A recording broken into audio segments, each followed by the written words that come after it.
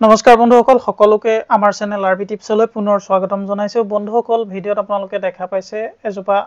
অঞ্জিৰ বা যাক অসমীয়াত ডিমৰু বুলি কয় আৰু ইংৰাজীত ফিগ বুলি কয় সেই গছজোপা মই আপোনালোকক দেখাইছো অসমত এই ধৰণৰ প্ৰজাতি বা ডিমৰুৰ প্ৰজাতি বহু কেইবাটাও প্ৰজাতি আছে বিশ্বত প্ৰায় 800 ভেৰাইটি আছে আৰু অসমতো বহু ধৰণৰ ভেৰাইটি আছে ডিমৰুৰ আজি এই ডিমৰুৰ খেতিৰ ওপৰত কিছু কথা কম লগতে এই ফলটো খালে আমাৰ কেনে ধৰণৰ উপকাৰিতা আমি পাম সেই বিষয়ে কিছু কথা আপোনালোক জনাবলৈ বিচাৰিছো ভিডিঅ'ত আৰু এজোপা আপোনালোকক দেখুৱাইছো এইজোপা অঞ্জিৰ বা ডিমৰু ইয়াক ফিকাছ এৰুকুলিটা বুলি ইয়াৰ বৈজ্ঞানিক নাম আৰু ইয়াক ৰছবাৰ্গ ফিগ বা এলিফেন্ট ইয়াৰ ট্ৰি বুলি কোৱা হয় ইংৰাজীত কিন্তু যেটো ডিমৰুৰ কথা কোৱা হৈছে জেনেৰেলি ডিমৰুৰ বৈজ্ঞানিক নাম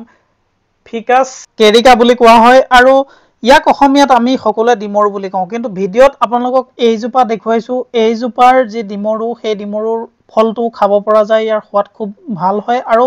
এনে ধৰণৰ ডিমৰু অসমত বহুত আগৰ প্ৰায় আছে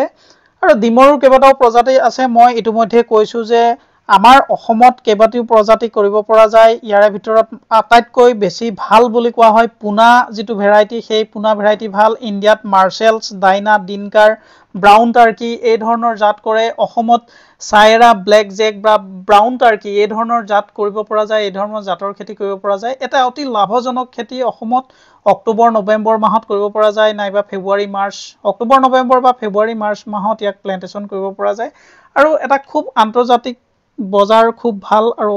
ইতিমধ্যে ভাৰতবৰ্ষতো অঞ্জিৰৰ বা ডিমৰুৰ এটা খুব সুন্দৰ বজাৰ গঢ় লৈ উঠিছে অসমত থকা সকলোবোৰ প্ৰজাতি খাব নোৱাৰি কিন্তু ব্যৱসায়িকভাৱে যিবোৰ কৰা হয় সেইবোৰৰ উৎপাদন যথেষ্ট বেছি ভাল হয় পুনা ফিগৰ ভাল হয় আৰু ইয়াৰ ফল আৰু পাত সকলোৰে উপকাৰী স্বাস্থ্যৰ কাৰণে অতি ভাল ডিমৰুৰ পাতে আপোনাৰ ডায়েৰিয়া প্ৰতিৰোধ কৰিব পাৰে কনষ্টিপেশন ডিসেন্ট্ৰি এই ধৰণৰ ৰোগ ভাল কৰিব পাৰে জ্বৰ কাহটো ভাল বা বিষৰ ক্ষেত্ৰতো ভাল হয় আৰু ডিমৰু যেটো ফল সেই ফলটোত ফাইবাৰ আৰু প্ৰিবায়োটিক থাকে ক্যালসিয়াম পটাছিয়াম যথেষ্ট পৰিমাণে থাকে ব্লাড প্ৰেছাৰ কন্ট্ৰোল কৰি ৰাখিব পাৰে আৰু সুগাৰৰ কাৰণে অতি ভাল বুলি কোৱা হয় ভিটামিন কে এই ফলটোত যথেষ্ট পৰিমাণে পোৱা যায় এন্টিঅক্সিডেন্ট থাকে ডিমৰু ফলটোত আৰু আইৰন মেগনেছিয়ামো যথেষ্ট পৰিমাণে থাকে যথেষ্ট উপকাৰী এবিধ ফল আমি খাব লাগে আপোনালোকে জানে ড্ৰাই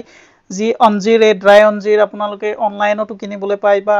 বজাৰত আপোনালোকে পোৱা যায় ড্ৰাই অঞ্জিৰৰ দাম কিমান আপোনালোকে নিশ্চয় জানে যথেষ্ট দাম বেছি কাৰণ ইয়াৰ এই ফলটোৰ নানান গুণ আছে এই ফলে যেহেতু আমাৰ প্ৰেছাৰ নিয়ন্ত্ৰণ কৰিব পাৰে মই কৈছো এই হাই ব্লাড প্ৰেছাৰৰ কাৰণে ভাল আৰু ব্লাড সুগাৰৰ কাৰণেও ভাল সেই কাৰণে ইয়াৰ ডিমান্ড ক্ৰমান্বয়ে বাঢ়ি আহিছে আৰু কাহ আৰু কফত এই ফলটো ভাল ঠিক সেই ধৰণে ইয়াৰ পাত কি ধৰণে খায় সেই বিশেষজ্ঞসকলে নিশ্চয় জানিব কিন্তু পাতৰ ৰস খালে বিভিন্ন ৰোগৰ পৰা আৰোগ্য হ'ব পৰা যায় লগতে ফলটো যথেষ্ট উপকাৰী ইয়াত মই যেটো দেখাইছো এটো ফিকাছ অৰিকুলাটা বুলি কোৱা হয় যাৰ ৰছবাৰ্গ ফিগ বুলি কোৱা হয় এই ফিগটো পকিলে ৰঙা বৰণৰ হয় সম্পূৰ্ণ ৰঙা হৈ যায় আৰু ভিতৰটো খাবলৈও যথেষ্ট সোৱাদ লগা মিঠা গতিকে আজি ডিমৰুৰ বিষয়ে আপোনালোকক থুলমূলকৈ কিছু কথা জনালো আশা কৰো ভিডিঅটো চাই ভাল পালে পৰৱৰ্তী সময়ত ডিমৰু খেতিৰ সম্পৰ্কীয় বিস্তৃতভাৱে এটা ভিডিঅ দিবলৈ চেষ্টা কৰিম ধন্যবাদ